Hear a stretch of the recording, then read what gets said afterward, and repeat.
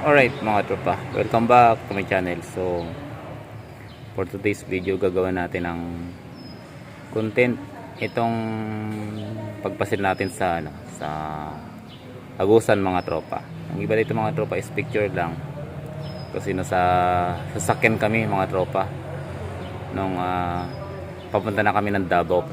Very short video lang ito mga tropa. Proof lang na galing tayo ng Agusan del Sur. So hindi tayo nakapag-vlog dyan mga tropa, sayang. At mga tropa, bago natin simulan, inform ko din kayo na napadaan tayo ng sikat na binta ng bibingka ba yun mga tropa. So hindi ko na alam kung saan yun sikat na tindahan ng bibingka. Hindi ko alam kung Davao na ba yun o Agsor pa din mga tropa. So tuloy tayo mga tropa. Ganon nga, friend with benefits. Alam ni Kuya. May iniisip si Paring Kaloy. Si Paring Kaloy.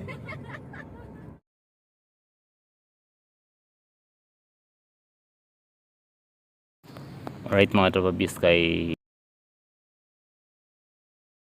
car owner na siyang driver din at siya ring may-ari ng bahay na aming tinira sa Agosor. Ito daw mga tropa is part na ng Davao del Norte. So malapit na kami dyan mga tropa, nasa parang 40 minutes na lang ata airport na.